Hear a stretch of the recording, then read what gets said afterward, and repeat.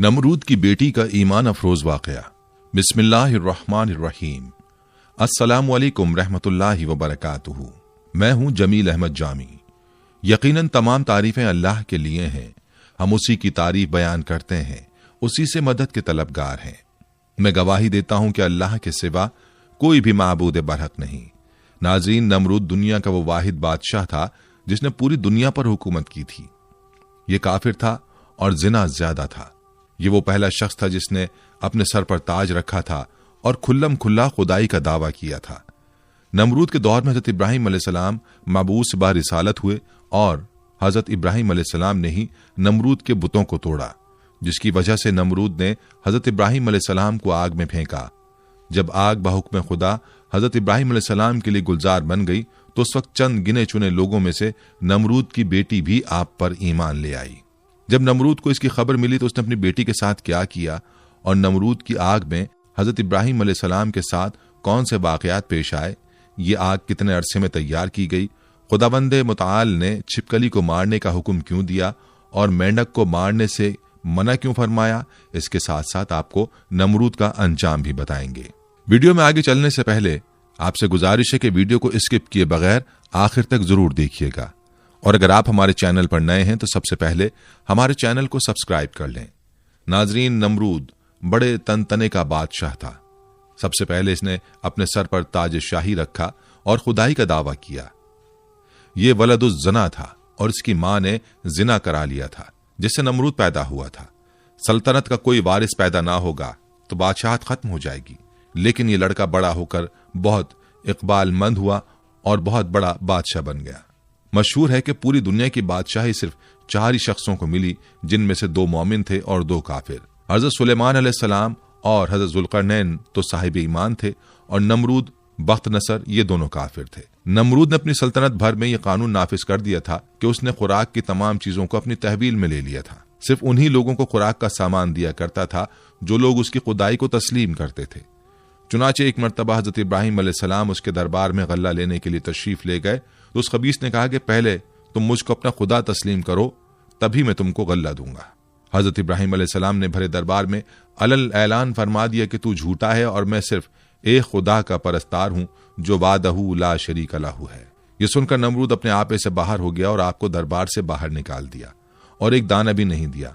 आप और आपके चंद मुताबिईन जो मोमिन थे भूख की शिद्दत से परेशान होकर जां बल्ब हो गए। उस वक्त आप एक थैला लेकर एक टीले के पास तशरीफ ले गए और थैले में रेत भरकर लाए और खुदाबंद कुद्दूस से दुआ मांगी तो वो रेत आटा बन गई और आपने उसको अपने मुताबिईन को खिलाया और खुद भी खाया। फिर नमरूद की दुश्मनी इस हद तक बढ़ गई कि उसने आपको आग में डलवा दिया, मगर वो आग आप पर गुले गुलजार बन गई और आप सलामती के साथ आग से बाहर निकल आए और अलल ऐलान नमरूद को झूठा कहकर खुदाए वाहदहू ला शरीक की तौहीद का चर्चा करने लगे। नमरूद ने आपके कलमा हक से तंग आकर एक दिन आपको अपने दरबार में बुलाया और मुकालमा बसूरत मनाजरा शुरू कर दिया। नमरूद: ए इब्राहिम, बताओ तुम्हारा रब कौन है जिसकी इबादत की तुम लोगों को दावत दे रहे हो?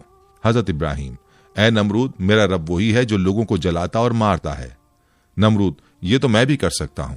चुनाचा उस वक्त ने 2 कैदियों को जेलखाना से दरबार में बुलवाया। एक को मौत की सजा हो चुकी थी और दूसरा रिहा हो चुका था।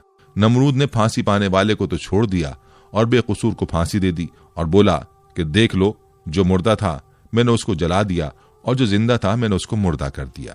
हजरत इब्राहिम अलैहिस्सलाम ने समझ लिया कि नमरूद बिल्कुल ही अहमक और निहायत ही घामड़ आदमी है, जो जलाने और मारने का मतलब ये समझ बैठा। इसलिए आपने उसके सामने एक दूसरी बहुत ही वाज़ेह और रोशन दलील पेश फरमाई। चुनाचे आपने फरमाया, ए नमरूद, मेरा रब वही है जो सूरज को मशरिक से निकालता है। अगर तू खुदा है तो एक दिन सूरज को मगरिब से निकाल दे। हजरत इब्राहिम अलैहिस्सलाम की यह दलील सुनकर नमरूद मबहूत और हैरान रह गया और कुछ भी ना बोल सका। इस तरह यह मुनाजरा खत्म हो गया और हजरत इब्राहिम अलैहिस्सलाम इस मुनाजरे में फतहमंद होकर दरबार से बाहर तशरीफ लाए और तौहीद इलाही का वाज अलल ऐलान फरमाना शुरू कर दिया। कुरान मजीद ने इस मुनाजरे की रुदाद इन लफ्जों में बयान फरमाई कि ए महबूब, क्या तुमने न देखा था उसे जो इब्राहिम से झगड़ा उसके रब के बारे में, इस पर कि अल्लाह ने उसे बादशाही दी, जबकि इब्राहिम ने कहा कि मेरा रब वो है कि जलाता है और मारता है। बोला, मैं जलाता और मारता हूं। इब्राहिम ने फरमाया, तो अल्लाह तो सूरज को लाता है पूरब से, तू पश्चिम से ले आ, तो होश उड़ गए काफिर के। और अल्लाह राह नहीं दिखलाता जालिमों को। हज़रत इब्राहीम अलैहिस्सलाम खुदाबंद की तौहीद के ऐलान पर पहाड़ की तरह कायम रहे, न कि नमरूद की बेशुमार फौजों से गायब हुए, न उसके जुल्म जबर से मरूब हुए, बल्कि उस जालिम ने आपको आग के शोलों में डलवा दिया। उस वक्त भी आपके पाए अज़्म इस्तक़लाल में बाल बराबर लग़ज़िश नहीं हुई और आप बराबर नाराए तौहीद बुलंद करते रहे। फिर उस बेरहम ने आप पर दाना पानी बंद कर दिया, इस पर भी आपके अज़्म इस्तकामत में जर्रा बराबर फर्क नहीं आया। फिर उसने आपको मनाजरे का चैलेंज दिया और दरबार शाही में तलब किया ताकि शाही रोब व दाब दिखाकर आप अलैहिस्सलाम को मरूब कर दे, लेकिन आपने बिल्कुल बेखौफ होकर मनाजरे का चैलेंज कबूल फरमा लिया और दरबार शाही में पहुंचकर ऐसी मजबूत और दंदान शिकन दलील पेश फरमाई कि नमरूद के होश उड़ गए और वो हक्का बक्का होकर लाजवाब और खामोश हो गया और भरे दरबार में उस कलमा हक की तजल्ली हो गई। बिलाखिर हजरत इब्राहीम अलैहिस्सलाम की सदाकत और हक्कानियत का परचम सर बुलंद हो गया और नमरूद एक मच्छर जैसी हकीर मखलूक से हलाक कर दिया गया। हजरत इब्राहीम अलैहिस्सलाम को आग में फेंकने का वाक़या मुफस्सिरीन ने इस तरह बयान किया है कि ईद के दिन कौम के लोगों ने हजरत इब्राहीम अलैहिस्सलाम को भी शहर से बाहर मेले में चलने की दावत दी, लेकिन उन्होंने तबीयत की खराबी का कहकर जाने से माजरत कर ली। दरहकीकत वो ऐसे ही मौके की तलाश में थे। चुनांचे जब पूरी कौम मेले में शिरकत के लिए चली गई तो हजरत इब्राहीम अलैहिस्सलाम एक कुल्हाड़ा लेकर बुतखाने में दाखिल हुए। उनमें से अक्सर उनके बाप आजर के हाथों से तराशे हुए थे। हजरत इब्राहीम अलैहिस्सलाम बड़े देवता के हैकल में चले गए। कौम का सबसे मुकद्दस देवता बातिल खुदाओं का सरदार माना जाता था।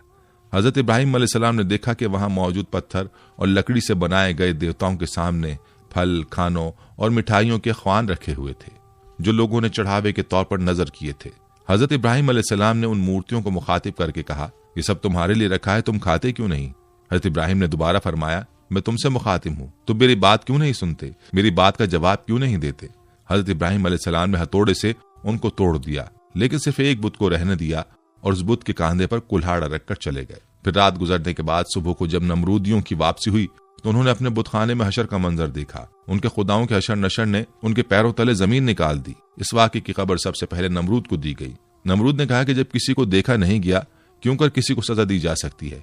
इस पर उन लोगों ने जिन्होंने हजरत इब्राहीम अलैहिस्सलाम को कहते हुए सुना था, खुदा की कसम मैं तुम्हारे बुतों को ठीक कर दूंगा, नमरूद से कहा कि काम सिर्फ इब्राहीम का है। नमरूद ने कहा कि मैं सिर्फ तुम्हारे कहने पर सजा ना दूंगा, जरूरत है कि उसको गिरफ्तार करके सरेआम लाया जाए। चुनाचे उसने उनकी गिरफ्तारी का हुक्म दे दिया और हजरत इब्राहीम अलैहिस्सलाम को गिरफ्तार करके नमरूद के दरबार में हाजिर किया गया। दरबार लोगों से खचाखच भरा हुआ था। हजरत इब्राहीम अलैहिस्सलाम रोब और वक़ार के साथ दरबार में दाखिल हुए और शाही प्रोटोकॉल को नजरअंदाज करते हुए नमरूद के सामने जा खड़े हुए। कुरान करीम में इस हवाले से फरमाया गया, तर्जुमा, कहने लगे, हमारे माबूदों के साथ ये सुलूक किसने किया है? बेशक वो तो जालिमों में से है। लोगों ने कहा, हमने एक नौजवान को उनका जिक्र करते हुए सुना है, उसका नाम इब्राहीम है। वो बोले कि उसे लोगों के सामने लाओ ताकि वो गवाह रहें। जब इब्राहीम अलैहिस्सलाम आए तो उनसे कहा, क्या हमारे माबूदों के साथ ये काम तूने किया है? इब्राहीम अलैहिस्सलाम ने कहा कि ये काम उस बड़े बुत ने किया होगा, अगर ये बोलते हैं तो इनसे पूछ लो। वो सर नीचा करके बोले, तुम जानते हो कि ये बोल नहीं सकते। सूरह अंबिया आयत 58-65। हजरत इब्राहीम अलैहिस्सलाम का ये अमल जहां साहिब इख्तिदार लोगों और खुद नमरूद पर बिजली बनकर गिरा, वहीं इस अमल से अवामुन्नास के दिलों में हजरत इब्राहीम अलैहिस्सलाम की जुर्रत और हौसले की दाग बैठ गई। मजहबी पेशवाओं ने पुररोब आवाज में पूछा, ए इब्राहीम, हमारे बुतों की तौहीन किसने की है? हजरत इब्राहीम ने जवाब दिया, हथौड़ा बड़े बुत के कांधे पर है, उससे पूछो ये सब किसने किया है। पुजारी निदामत और शर्मिंदगी से सर झुका के बोले, इब्राहीम, तुम खूब जानते हो कि पत्थर की मूर्तियां बोलती नहीं है। हजरत इब्राहीम ने फरमाया, जब ये बोलते नहीं, हरकत नहीं कर सकते, अपना दिफा नहीं कर सकते, तो तुम इनसे नफा पहुंचाने की उम्मीद क्यों रखते हो और नुकसान होने का अंदेशा क्यों करते हो? तुम पर अफसोस है कि तुम कायनात के मालिक अल्लाह को छोड़कर झूठे माबूदों को पूजते हो। क्या तुम अक्ल शऊर नहीं रखते? हजरत इब्राहीम अलैहिस्सलाम की तकरीर बुत परस्तों के अकायद पर ऐसी कारी ज़रब थी कि नमरूद ने अपनी खुद साख्ता खुदाई को जमीन बोझ होते हुए देख लिया। नमरूद चालाक आदमी था। उसने हजरत इब्राहीम अलैहिस्सलाम से पूछा, ए इब्राहीम, तू अपने बाप दादा के दीन की मुखालफत क्यों करता है? तू उन मुकद्दस बुतों को माबूद मानने से क्यों मुनकिर है? हजरत इब्राहीम अलैहिस्सलाम ने फरमाया, अल्लाह ताला सारी कायनात के तन्हा मालिक हैं, हम सब उसकी मखलूक हैं। पत्थरों लकड़ियों से बनाए हुए बुत खुदा नहीं, ये तो अपनी सलामती और हिफाजत के लिए भी दूसरों के मोहताज हैं। परस्तिश के लायक वो हस्ती है जो किसी किस्म की एहतियाज नहीं रखती और तमाम मखलूक उसकी मोहताज है। यह सुनकर नमरूद बोला, अगर मेरे अलावा कोई रब है तो उसका ऐसा वस्फ बयान कर जिसकी कुदरत मुझ में ना हो। हज़रत इब्राहीम अलैहिस्सलाम ने फरमाया, मेरा रब मौत और हयात पर कादिर है। नमरूद बोला, जिंदगी और मौत तो मेरे कब्जे कुदरत में भी है। उसने एक कैदी को, जिसकी मौत की सजा का हुक्म हो चुका था, जान बख्शी कर दी और दरबार में मौजूद एक शख्स की गर्दन मारने का हुक्म सादिर कर दिया। हजरत इब्राहीम अलैहिस्सलाम ने नमरूद से कहा, कायनात का हर जर्रा मेरे रब का मोहताज है। सूरज उसके हुक्म से हर रोज मशरिक से निकलता है और मगरिब में डूब जाता है। तू सूरज को मगरिब से निकाल कर दिखा। मजहबी पेशवाओं और बादशाह के अकायद की तकजीब ने ऐवान नमरूद में दरारें डाल दी।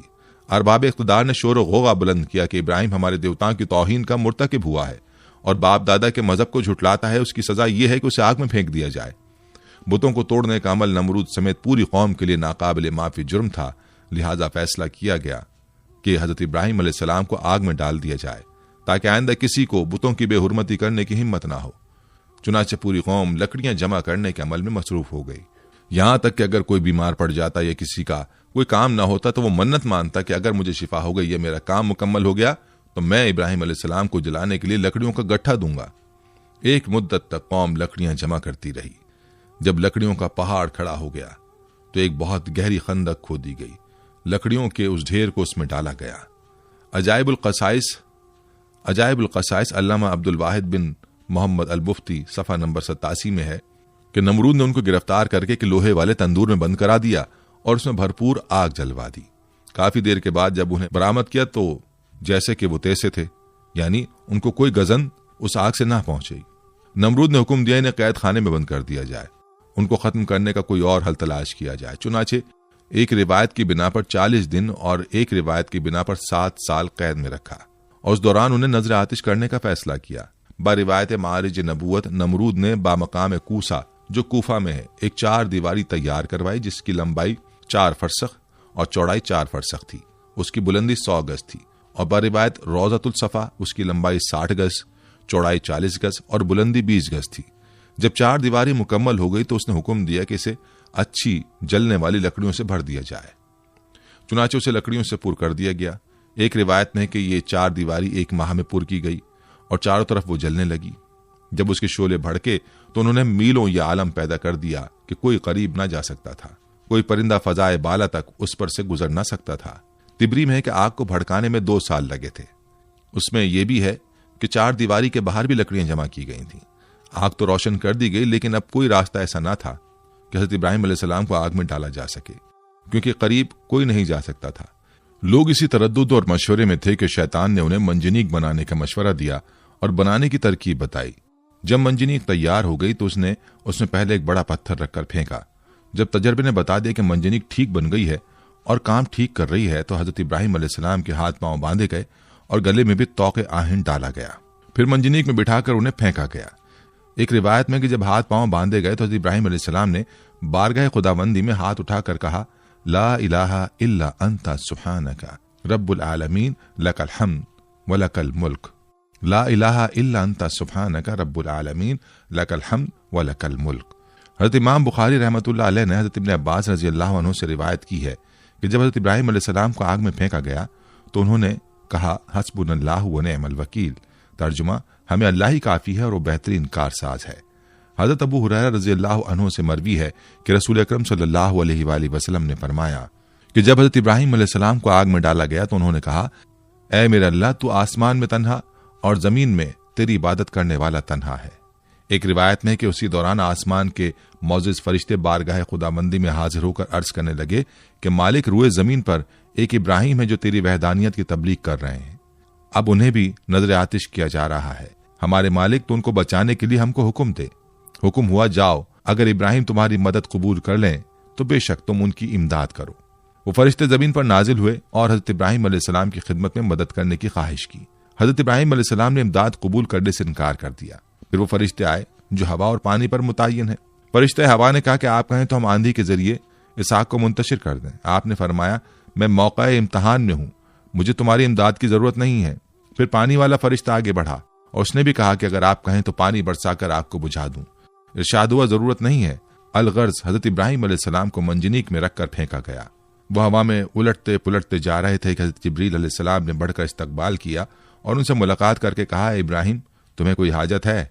फरमाया, बेशक है, लेकिन तुमसे नहीं। फिर हज़रत जिब्राइल अलैहिस्सलाम ने कहा कि अच्छा, मालिक ही की तरफ रुजू करो। कहा, सवाल की जरूरत नहीं, हमारे हाल का उसे इल्म होना ही काफी है। मुख्तसर ये कि हज़रत इब्राहिम अलैहिस्सलाम भड़कते हुए शोलों में पहुंचे, फिर नीचे की तरफ आग के दरमियान वारिद हुए। फरमाने बारी ताला आग को पहुंच चुका था। ऐ आग, सलामती के साथ इब्राहिम के लिए ठंडी हो जा। आग गुले गुलजार बन गई, फूलों की कसरत हो गई।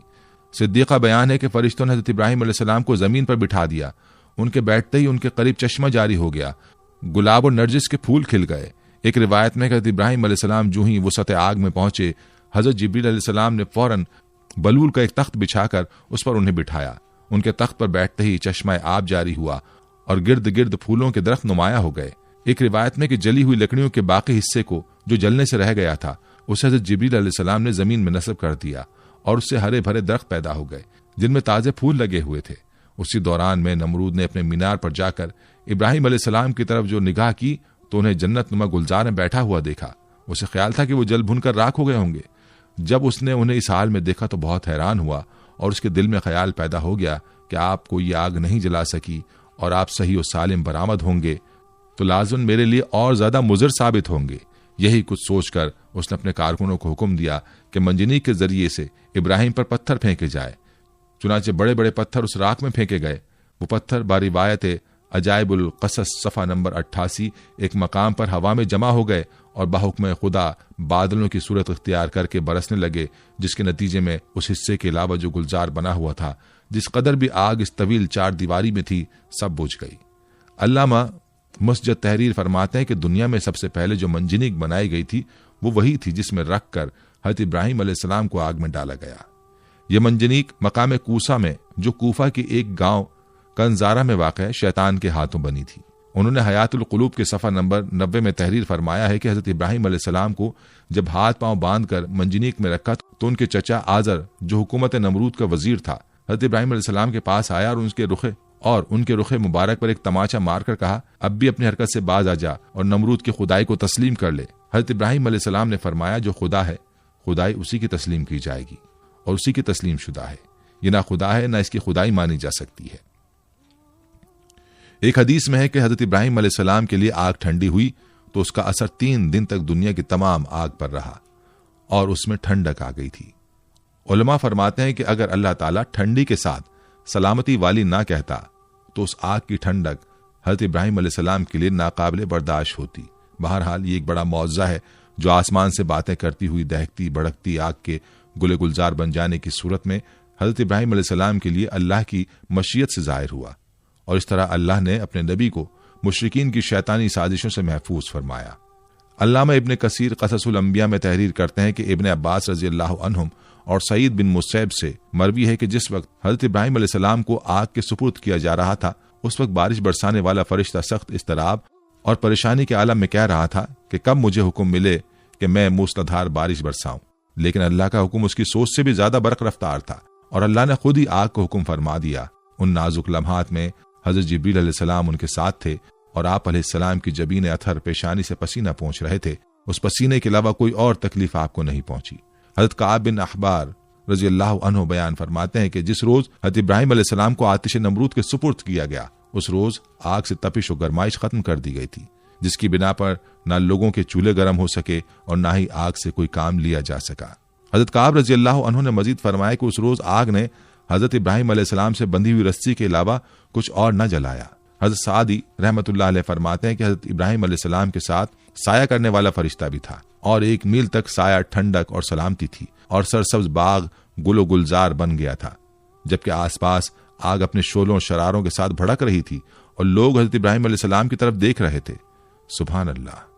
हज़रत अबू हुरैरा रज़ियल्लाहु अन्हु से मरवी है कि हज़रत इब्राहिम अलैहिस्सलाम के वालिद के कहे हुए कलमात में सबसे अच्छे कलिमात वो हैं जो आजर ने अपने बेटे को आग के अंदर इस हालत में देखते हुए कहे, जिसका तर्जुमा है, ए इब्राहिम तेरा परवरदिगार बेहतरीन परवरदिगार है। इब्न असाकर रहमतुल्लाह अलैह हज़रत अकरमा रज़ियल्लाहु अन्हु से रिवायत करते हैं कि हज़रत इब्राहिम अलैहिस्सलाम की वालिदा ने जब अपने लख्त जिगर को गुलो गुलजार में यूं मुतमईन देखा तो पुकारा, ए मेरे बेटे, मैं भी तेरे पास आना चाहती हूँ, अल्लाह से दुआ कर कि तेरे इर्द गिर्द की आग की हरारत से मुझे निजात दे। तो हज़रत इब्राहिम अलैहिस्सलाम ने अर्ज किया, जी अम्मा। फिर आपकी वालिदा हज़रत इब्राहिम अलैहिस्सलाम की जानिब चली और आग ने उन्हें कुछ न कहा।